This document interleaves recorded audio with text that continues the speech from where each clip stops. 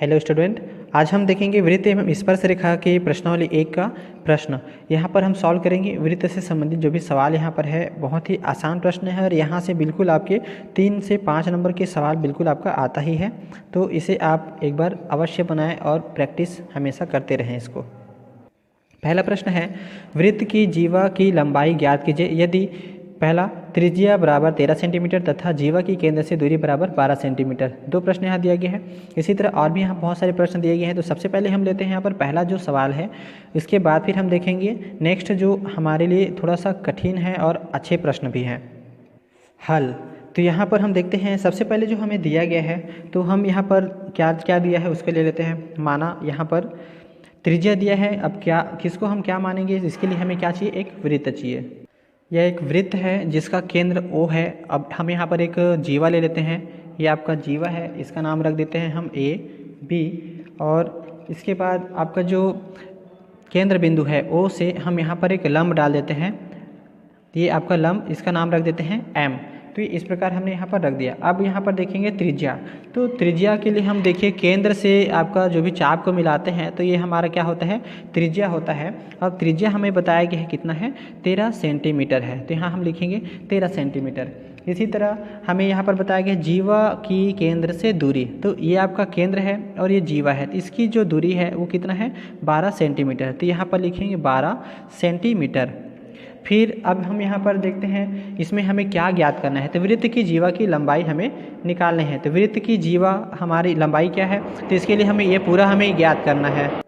इसके लिए हमें ज्ञात करना होगा यहाँ पर से आपका जो एम बी का जो दूरी है, जब हम इसको निकालेंगे तो आसानी से इसके पूरे हम मान बता सकते हैं। तो चलिए देखते हैं इसी पर अकॉर्डिंग हम क्या क्या चीज़ें हमें दिया गया है। तो सबसे पहले हम यहाँ पर मान लेते हैं, माना हमें जो त्रिज्या है कितना दिया गया है, त्रिज्या जिसका नाम हम रख रहे हैं ओ बी। तो ये आपका O B is equal to कितना है, 13 सेंटीमीटर आपका दिया हुआ है। फिर जीवा की केंद्र से दूरी यहाँ पर बता सकते हैं, जीवा की केंद्र से दूरी जो कि दिया गया है। तो जीवा की केंद्र से दूरी यानी कि ओ एम बराबर आपका दिया गया है 12 सेंटीमीटर। फिर हमें ज्ञात करना है जीवा, जो कि जीवा यानी कि ए बी है, इसे हमें निकालना है, ज्ञात करना है। अब हम यहाँ पर देखते हैं ये आपका एक प्रकार से क्या बन गया, एक समकोण त्रिभुज यहाँ पर आपका निर्माण हो रहा है। तो यहाँ पर हम क्या देखेंगे, समकोण त्रिभुज है, हमें यहाँ पर कर्ण का मान दिया गया है, लंब का मान दिया गया है। तो हम एक चीज़ क्या है, यहाँ पर आधार आपका छूटा हुआ है, तो हम सीधे पाइथागोरस प्रमेय का सूत्र यहाँ पर लगाएंगे। तो हम ले लेते हैं समकोण त्रिभुज, समकोण त्रिभुज आपका कौन सा हो जाएगा, तो ओ एम बी। तो यहाँ लिखेंगे ओ एम बी में पाइथागोरस प्रमेय से सीधा आपका प्रयोग करना है। पाइथागोरस प्रमेय हमें पता है, पाइथागोरस प्रमेय क्या होता है। तो यहाँ पर हम लिखेंगे सीधे आपका हो जाएगा ओ बी का square is equal to O M का स्क्वायर प्लस एम बी का स्क्वायर, यानी कि कर्ण का वर्ग बराबर लंब का वर्ग धन आधार का वर्ग।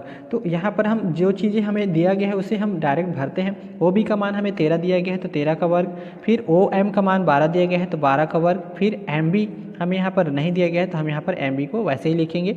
अब इसको देखिए 13 और 13 का आप जैसे ही 13 का वर्ग करेंगे तो आपका वैल्यूज़ क्या मिलेगा, 169 आपका प्राप्त हो जाएगा। वैसे ही 12 का करेंगे तो आपका 144। तो हम डायरेक्ट यहाँ पर पक्षांतर करते हुए चलते हैं।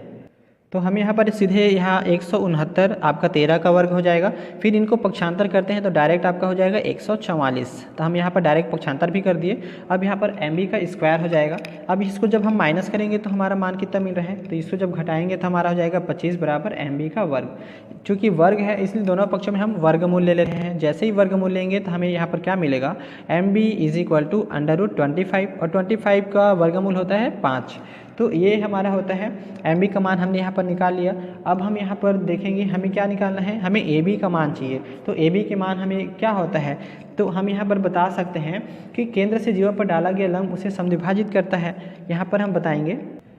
इसलिए जीवा की लंबाई आपका क्या हो जाएगा, जीवा यानी कि ए बी यानी कि 2 एम बी हो जाएगा। यानी कि देखिए 1 एम बी यहाँ 1 हो गया, चूँकि आधा आधा आधा यहाँ पर आधा इधर, तो हम दोनों को ही क्या कर सकते हैं, यहाँ से डायरेक्ट लिख सकते हैं A M plus M B.